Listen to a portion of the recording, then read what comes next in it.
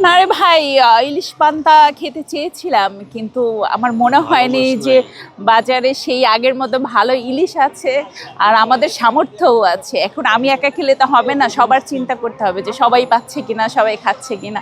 মজা করতে আসছে, এটা অনেক কিছু। ঘরে গিয়ে কি খেলাম সেটা অন্য বিষয়। ভালো লাগছে অনেক দিন পরে, বিশেষ করে একটা অভ্যুত্থান বলা চলে, তারপরে একটা উৎসব হচ্ছে। তবে আগের মতো হচ্ছে না, মনে হচ্ছে যে আগে যেই উৎসবটা ছিল সেই আমেজটা পাচ্ছি না। তবে ভালো লাগছে সব মিলিয়ে। তারপর আসলে ইলিশ পান্তা তো কোনো রেওয়াজ না, এটা হয়তো ধরেন যে একসময় সবাই আমরা খেতে পছন্দ করি। ইলিশ আমাদের জাতীয় মাছ, আর ইলিশ তখন অনেক প্রচুর পাওয়া যেত। একটা উৎসব মানেই ভালো মন্দ খাওয়ার একটা সমারোহ।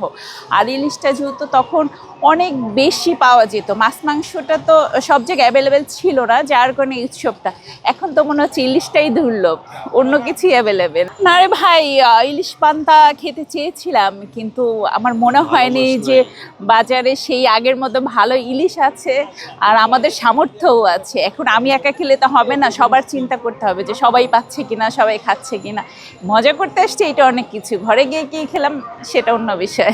একনল হ্যান্ড ওয়াশ 100% প্যারাবেন ফ্রি, তাই নিরাপদ হাতের জন্য আস্থা রাখুন একনলে। দেখুন, প্রত্যেকটা দেশে একটা নিজস্ব সংস্কৃতি, একটা জাতির নিজস্ব সংস্কৃতি থাকে। এখন এই আপনার ইংরেজি নববর্ষ যে আমরা পালন করবো না সেটা না, কারণ আমরাও ইন্টারন্যাশনালি সব কিছুর একটা পার্ট। সেটা আমরা অবশ্যই পালন করব। সেটা সবাই যখন পালন করে সেটা আমরা ইন্টারন্যাশনাল বা সব জাতিগত সত্তা হিসেবে পালন করবে। কিন্তু বাঙালি যে আজকে নববর্ষে, এটা শুধুই বাঙালিদের জন্য। এটা কিন্তু অন্যরা ইন্টারন্যাশনাল পালন করছে না, বা চাইলে তার অংশগ্রহণ করুক, কিন্তু এই গর্বের জায়গাটা, এই ভালো লাগার জায়গাটা আপনার এই যে মানে ইংরেজি নববর্ষের সাথে কখনোই তুলনা করা যাবে না। এবং আমাদের দেশে যে নববর্ষের যে কালচারে আমরা যেইভাবে খুব সুস্থ স্বাভাবিকভাবে ধর্মীয় সত্তা সবাই জায়গা থেকে পালন করতে পারি, ইংরেজি নববর্ষটা আমার মনে হয় না ওইভাবে আমরা করতে পারি। এখনকার মধ্যে ছোটোবেলার পার্থক্য, আসলে ছোটোবেলার সব কিছু অনেক বেশি মজার, অনেক বেশি ভালো লাগার। তবে তখন না এখনকার মতো এই ধর্মীয় বিষয়গুলো ছিল না। তখন ছোটোবেলায় মনে আছে যে মেলা হতো, প্রত্যেকটা জায়গায় গ্রামে মেলা হতো, সবাই যেতাম। মানে কোনো চিন্তা থাকতো না যে কোনো সমস্যা হতে পারে। প্রশাসনের এত নজরদারি ছিল না, যার কারণে অনেক সাবলীল ছিলাম, অনেক স্বাভাবিক ছিলাম।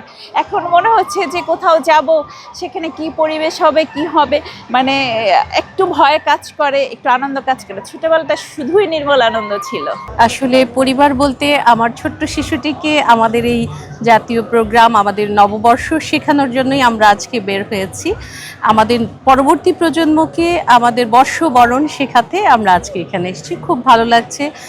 ভোর সকাল থেকেই আমরা এখানে আছি, নানা রকম প্রোগ্রাম দেখছি। এক একজন মানুষ এক এক রকম সাজে নতুন বছরকে বরণ করছে। খুব ভালো লাগছে দেখে। আমরা অনেক আগে থেকে এটা পরিকল্পনা করা হয়, কারণ আমরা জানি যে বাংলা নববর্ষ আমাদের জাতীয় জীবনের অন্যতম একটা প্রধান দিন।